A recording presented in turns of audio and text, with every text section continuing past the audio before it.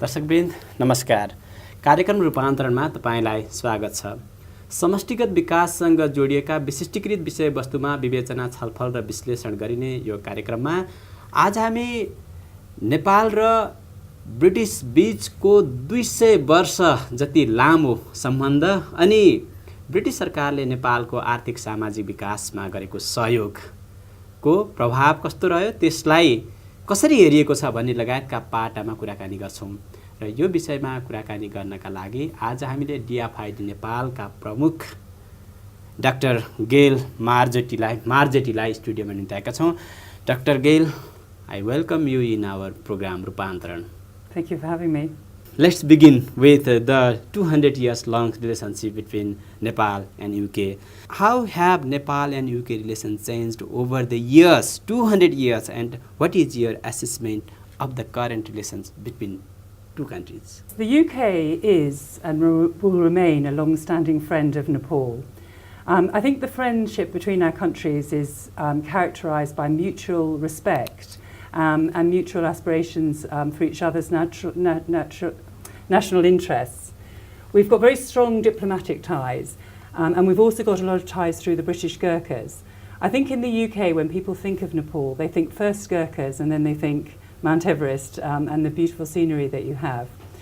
And there are thousands of British tourists that visit here every year. I think a key shift in the relationship over the last 30 years really has been the introduction of the work of DFID and our predecessor organisations. DFID is the UK government's development ministry, so we're part of the government of the UK, and our development programme is an integral part of our diplomatic relationships here. It's a strong partnership and one that the British people really value. We're the biggest bilateral development partner in Nepal, working on poverty alleviation, and our aim is to be here to support the Nepal government's aspiration of growing the economy and becoming a richer country, and then hopefully the work of DFID will be done, although I'm sure that the work of the UK government and the relationship with the UK will continue to be strong. DFID Minister Duncan is a frequent visitor to Nepal in recent years. Yeah, we know. Probably more than any other Minister of Development from any countries. He just visited Nepal. Why is there so much interest in Nepal from him? It's true, yes, he's just had his fifth visit. So Minister Alan Duncan really is very attracted to Nepal and enjoys the visits here. I think he's particularly interested, obviously, in what DFID is doing here, what DFID is doing here, and the poverty aspects of it. But I think his frequent visits also show how deep the relationship is between the two governments and between the two nations. He loves coming to Nepal. He loves the natural landscape. He loves the cultural mosaic, the very different cultural aspects, and obviously all the heritage. And I always feel a bit sorry for him, really, because he doesn't actually get the best of it. He comes for a very short period of time. He's rushed around Kathmandu. We did get to Pokhara this time, but he doesn't really see all the beauties that there are in Nepal. But having said that, he's still very keen to come back and see more. So, yeah, those are his main attractions. What was his response after visiting Nepal regarding the different development activities under the support of DFID Nepal? He really enjoyed going to see what was going on with the Gurkha welfare scheme in the regions around Pokhara. So he was incredibly impressed with some of the work. What we've been funding with the scheme are things like trail bridges, provision of water to communities. And the communities made him extremely welcome. They told him about the massive differences that having running water and proper toilets has made to their life and to their health and their welfare. And he really felt he saw some tangible improvements and enjoyed it a lot. Yeah, you just talked something about the development areas which are moving ahead under the support of DFID in Nepal. What are the priorities areas of development in Nepal under the support of DFID? So DFID has an operational plan that runs from 2011 to 2015. And that has been agreed with the government in Nepal. Everything we do, we agree with the government. And it rests really on four major pillars. So those four pillars are inclusive wealth creation, because actually creating more wealth is what's going to get people out of poverty, provision of services such as health and education, governance and security, and finally risk reduction from climate and other natural causes. And I should say that gender and inequality are cross-cutting themes that run across those four pillars. What is your expectation regarding the development achievement by conducting the different activities under these four pillars? The expectation is that we will be making a difference. Aid is always a means to an end, it's not an end in itself. And I think that's very important to say that, and what's really important is what the people in the government here will do for themselves. But we believe in promoting global prosperity, and we think it's our moral duty to provide support where we can. I'd like to give you some numbers on that, if that's okay, of the sort of things that we're doing in our priority areas. So our aim over this operational plan period is to create 230,000 jobs, to lift 570,000 people out of poverty, to avert 400,000 unwanted pregnancies, ensure 250,000 people benefit from safe latrines and provision of water, support 7 million people to vote in elections, and finally make 4 million people better able to cope with risk of natural disasters. DPID is working in different areas, which is really the priority area of government as well, yes. What is your working modality to implement this different program and activities?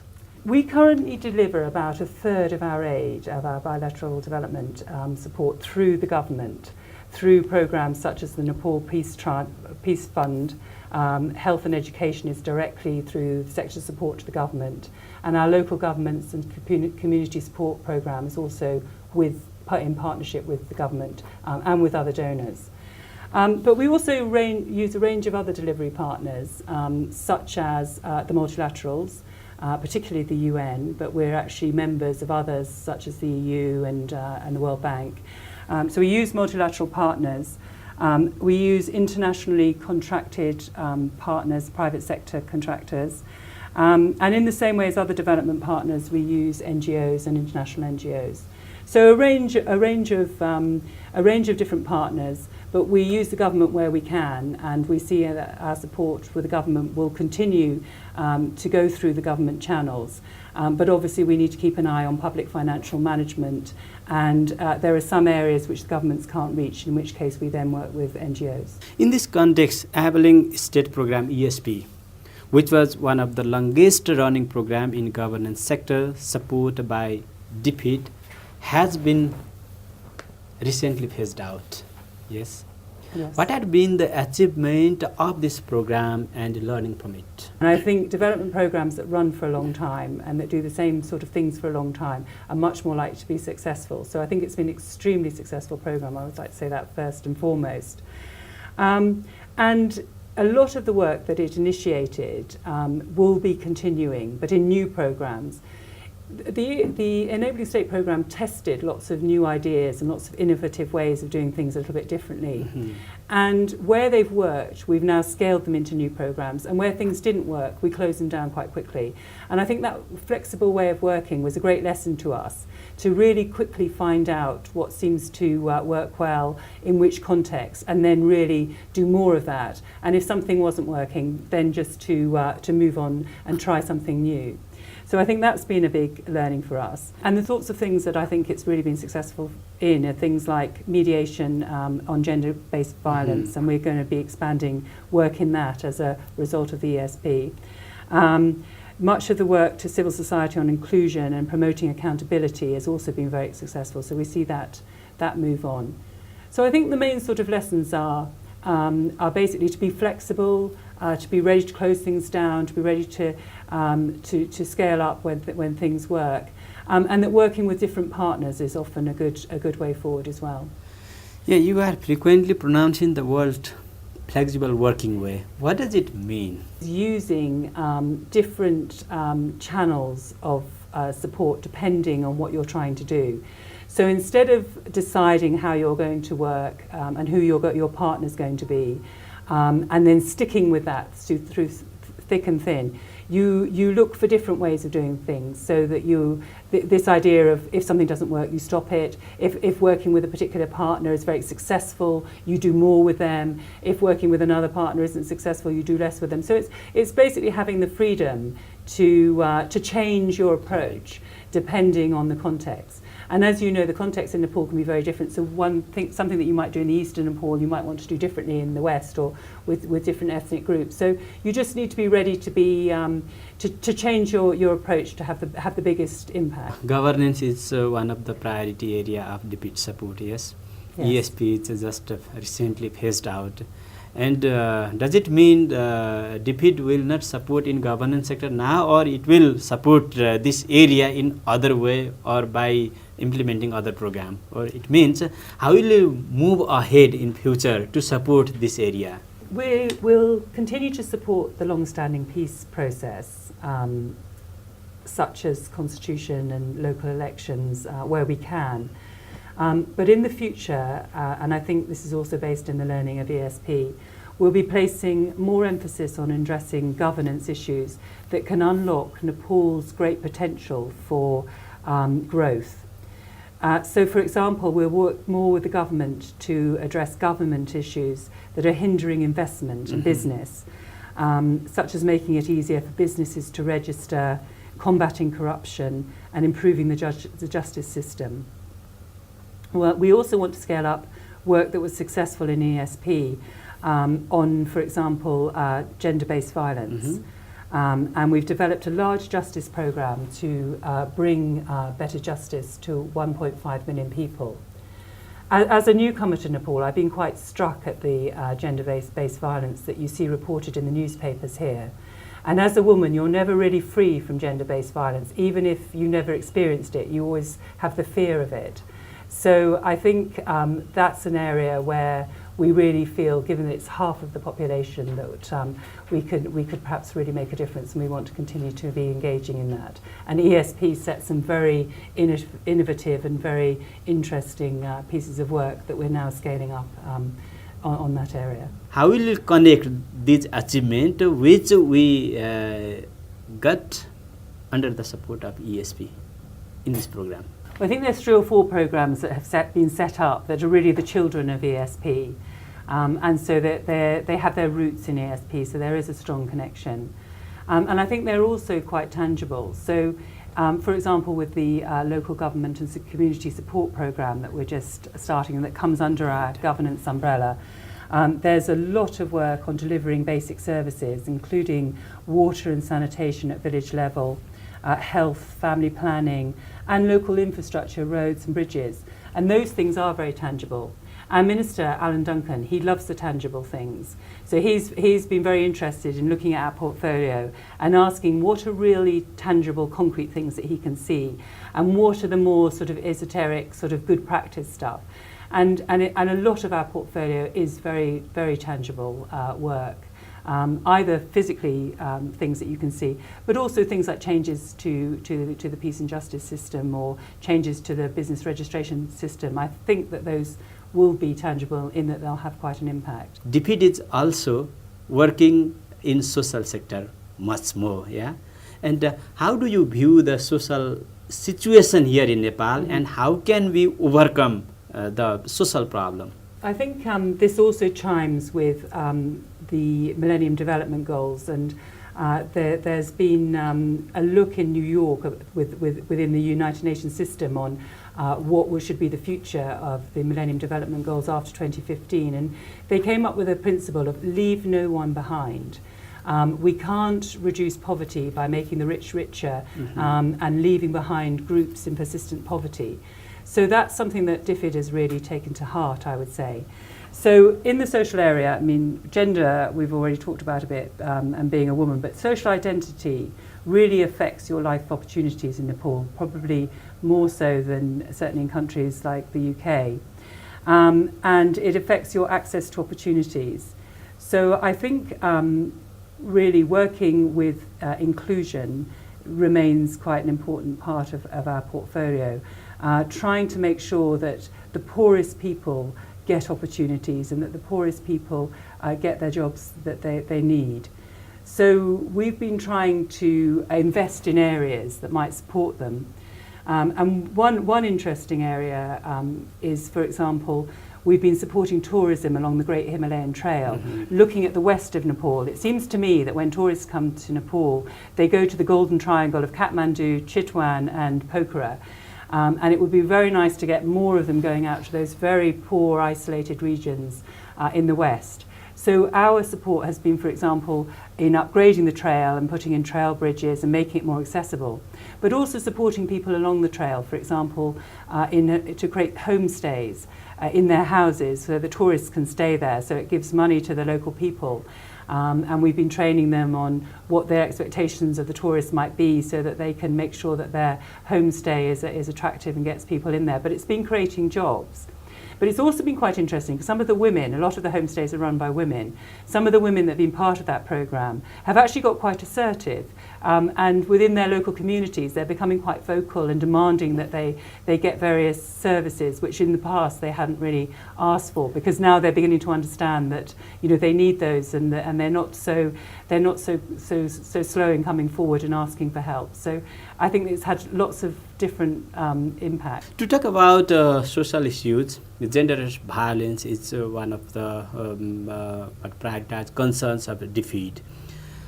How will defeat support in this area in future? Yes, I would say that tackling violence against women and girls is a priority for the government of Nepal, and we want to support them in that priority.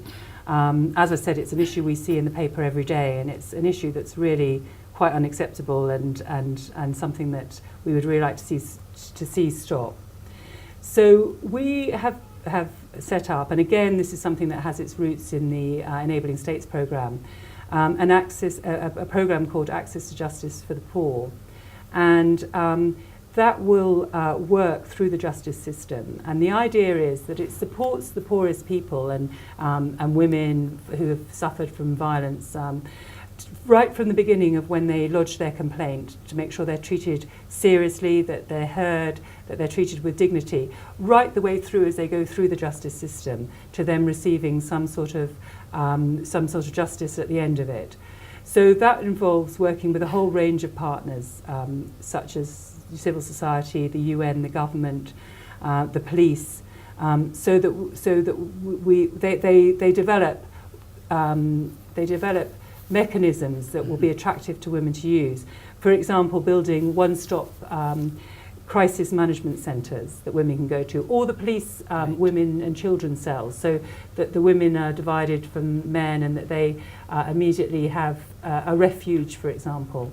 So it's just bringing sometimes quite simple things into helping women feel that they can report the violence, and knowing that right the way through the justice system that they'll be listened to and treated with dignity right the way through to getting the justice at the end. Dr. Gail, it will be interesting to all Nepali viewers. You are working in other countries, Mozambique, Brazil as well, yes? Yes. And now you are working here in Nepal. What is your broader experience, especially inclusion and development? I think my experience is that it's quite difficult, inclusion and development. People aren't included because of quite strong social structures and quite strong behaviours, and changing behaviour is always very difficult. But behaviour can be changed, and you need to do it on a number of fronts. I mean, some of it is changing the system and changing processes, and then from that changes are made in people's actual behaviour to one another. And we've seen big changes in this in the UK. I can remember starting my career in the UK, and it was seen to be quite unusual for a young woman to have a job as an economist. And I remember a man saying to me, "Don't you feel bad that you're taking the job away from a male colleague who would have a family to support?" And you just wouldn't hear that in this day and age. So things change. They change slowly, but sometimes we underestimate what can be done in the long term. And what are the development challenges you see here in Nepal, and how will defeat address these challenges to overcome from the challenges? Well, I think in addition to the ones that we've spoken about, I think a key thing and a key area of our portfolio is the challenge of economic growth. And this is something that we really want to work more on. Although having said that, we probably have quite a large portfolio on this already. If you want to bring people out of poverty, you can provide them with basic services and education, and that's very important. But really what's going to make the difference is whether they can get a job and whether they can invest money and actually make money for themselves. So we want to invest in that sort of climate. Some of it is in direct job creation, but part of it is unleashing this huge potential of Nepal in areas such as forestry, agriculture, hydro, tourism, so that there are jobs for Nepalese here in Nepal and they don't have to go to the Gulf and work in varying conditions and stay here, and their talent and their energy can be invested in this country rather than in another one. So we were very interested in the investment climate. How can we get equity investors here? How can we get more foreign direct investment to actually set up some of these things that will both bring direct benefits, for example, power or water to people that don't have those things at the moment. But it will also mean that workers will remain in Nepal and be investing their energies and their time and their money in the future of Nepal as well. Okay, last but not the least, do you have any other observation regarding the current socio-economic and political situation of Nepal? Yes, I have. I've been here for about 4 months now, so I'm still relatively new, but I do have some reflections. I think Nepal is definitely now on the path to peace and prosperity. I think it's a rocky climb, but I hope it's a climb, and certainly we would like to think that DFID is here to support Nepal in its rise to becoming a richer country. I was very struck. I got here in time for the elections, and I was an election observer in Gorkha, and I was very struck by the huge turnout in the elections. For someone coming from the UK, 78% turnout is absolutely phenomenal. 78% turnout, yeah, is absolutely phenomenal. So that was really encouraging to see. And what that said to me was that the people in Nepal really believe in Nepal and really want to see change and really voting for change. So I think that's hugely encouraging, and it shows a great commitment to the country. And I've also been struck at how few women leaders there are here in every walk of life, in politics, in business, and I think that's really unusual, and that would be very nice to see that change over the years. And the huge potential that you have, and should that be unleashed, I think that Nepal will be a very rich country in the years to come. So I think to sort of bring us back to your question at the beginning, the 200-year relationship, I hope that our countries will have a relationship over the next 200 years, but I see it changing, and I hope it's a relationship where Nepal will no longer need DFID's support. I think as Nepal pulls out of poverty, DFID as a development ministry and will no longer be required here, so we will be pulling out, but we'd like to think that the two countries will remain very close friends based on our historical experiences, and will maintain strong ties diplomatically and with the diaspora and through other mechanisms. Okay. Yeah. Thank you, Dr. Gail, very much for your time and this information. Yes.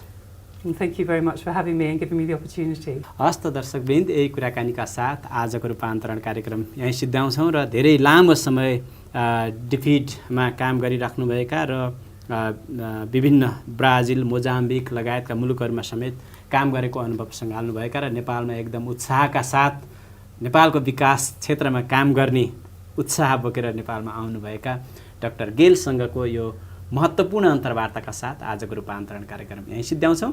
अर्को हप्ता फेरि तपाईँ हाम्रो भेटघाट हुन्छ। तबसम्मलाई रूपान्तरण Tim बिदा माग्दछ। नमस्कार।